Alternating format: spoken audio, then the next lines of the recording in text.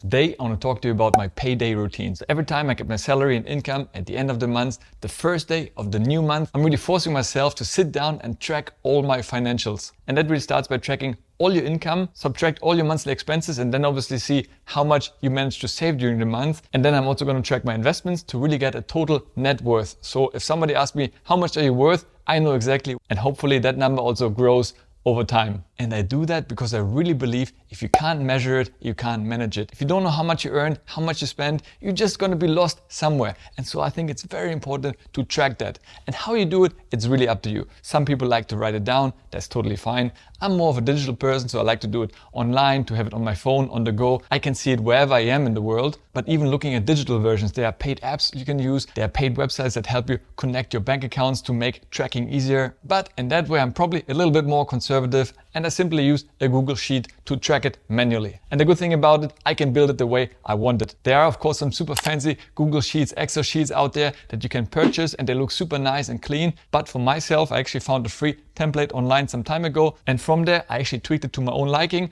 And the good thing is, by having it, you can do the same for you. And as a gift and a little thank you for all the members of this channel, I'm going to give my template away for free. So if you want it, just drop me a quick email and then I'm going to shoot it through to you. With this, let's get started. The first thing I really recommend, make yourself a reminder. I use Things as my favorite task manager, and every first day of the month I have a task automatically being added to my personal to-do list, and that reminds me to do the month-end review, so to say. And the great thing is, from here I can basically double click it, open it, and boom, it will take me straight in there. All right, so here we are. This is my master sheet that I use to track basically everything, and that's for an entire year. So let me zoom in so you can see it a little bit more in detail, and it will be a bit clearer. I've done this for 2022 already. I started for 23, but in this example, I just want to give you a clean sheet so you can see how my process looks like. Now, starting off in the summary column over here, basically this is being filled automatically. So you can see here your income, your expenses per month, and then obviously the overall profit and loss. Hopefully more profit than loss. If it's profit, it's green. If it's loss, that means you spend more than you earned. It will be automatically highlighted in red. So how I start this sheet is basically looking into the income column. So here, once again, by every single month,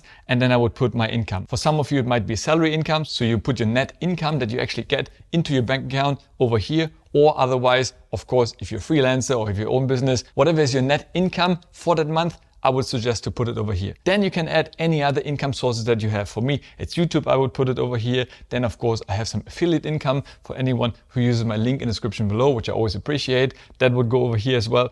Plus, I do have rent as well, as I have an apartment in Dubai, which I rent out. So I would put that over here as well. And then any cashback I get, because I'm really trying to maximize my cashback. And in some months, it can actually be a couple of €100. So it's definitely worth to track it. But also feel free to add any other income sources you may have, and that will give you the total income for the specific months.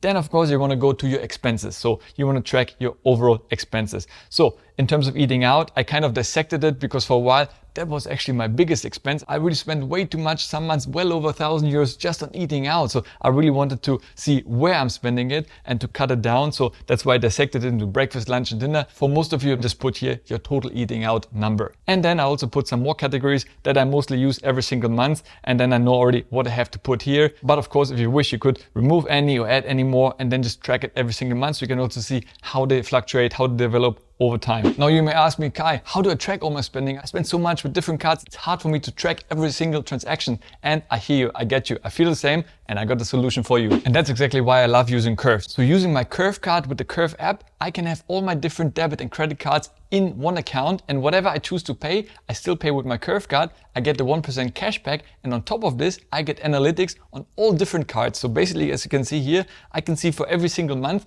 my total spend across different cards already categorized. So you can change the categories in case they're not 100% correct. And it just makes it so easy to keep a track and know where I spend my money on and where I can reduce it next month. And then obviously also when I go into my sheet, I can easily just go down the list and write it into my sheet and boom, I'm done. I don't have to go through every single transaction and see how much I spend. I know exactly by using Curve Card for every single transaction how much I spend in a given month. So it's really powerful and saves you so much time to track. Right, so once you finish this, you see your total discretionary spending.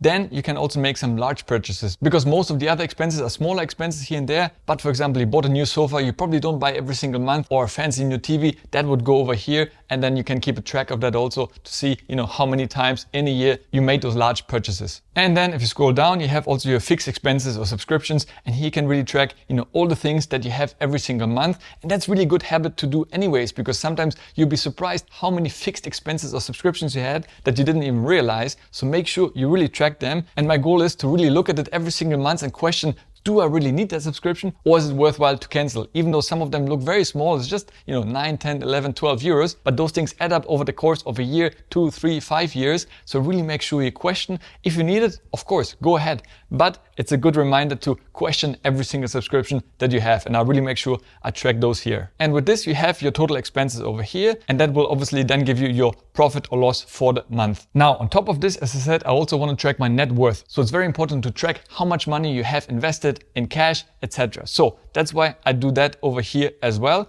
And here I track all my bank holdings. So for example, in my bank account, how much money I have sitting there on the 1st of January, how much money I have in my Revolut account. I'll put this into here. As well, any loans you have, you should have a minus over there, because when I use the Nexo card, I would obviously go into credit by taking money out of it, and that will be a negative balance. So make sure you track any debts as well, because a lot of people forget about that part. So they inflate their net worth, but actually you should be considering that as well. And then we come to the investment side. So here you track any kind of investments that you have. In my case, I have a couple with Vanguard in the active brokers. I used to use Nexo much more. Now I transferred all my crypto to Ledger. I still use Bondora, which is an amazing P2P platform. So different investments that you may have, you can put them over here and just see how much you have every single month. And that's also good to see, once again, over the course of the month and years, how your value of those investments is hopefully increasing over time. But still, it's important to see how they're doing. Otherwise, somebody asks you how much you have invested, and then you need to open all these different apps to understand how much you actually have in total. So that's a great snapshot. So then you see your total investments plus your bank holdings. And then over here, in my case, I also track my assets, my real estate in this case, which I have in Dubai. So I would put a rough market value. Now, obviously,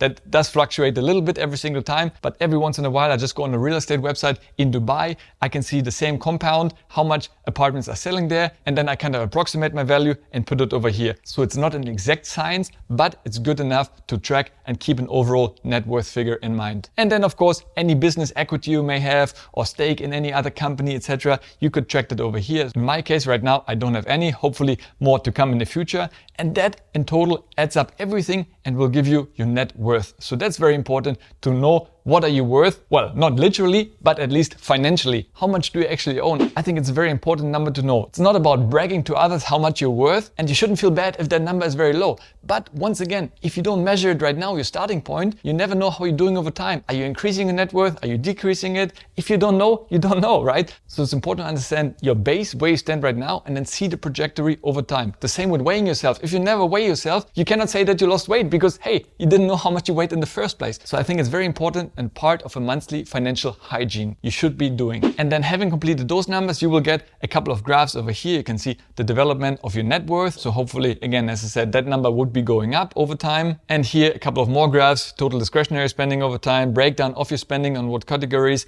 etc. And another one you see here, which is called YouTube subscribers. And that's something very important for me to track over time, because right now the channel is still tiny, but still I like to see the growth over time. I can even see the percentage month over month growth. So for me, it really gets me excited. I love numbers, I love progress. So seeing it increasing over time really makes me happy, and I appreciate every single one of you who has subscribed already. And if you haven't yet, then please subscribe to the channel. Really means the world to me. And you see, the first time you do it, it might take you a little bit longer, maybe half an hour or so. But once you do it every single month, it really gets so much faster. For me, it takes 10-15 minutes at most. And then now I can go back and see entire 2022 to see how my portfolio did, how it grew over time. And now obviously I will continue this for the coming years. And it will be so nice looking back and seeing the development of my portfolio, of my spendings, my income, my net worth over time. Right, and once I completed that sheet, there's one more thing that I do every single month, and that's updating my overall investments, my stocks, my portfolio, my P2P holdings. And that I do in a free tool, which is called Portfolio Performance. And here you can see all my various holdings, the current market value, the purchase value, how much shares I have of that. You can see here when I bought something, the development of the price over time. It really has so many features like different charts, your holdings,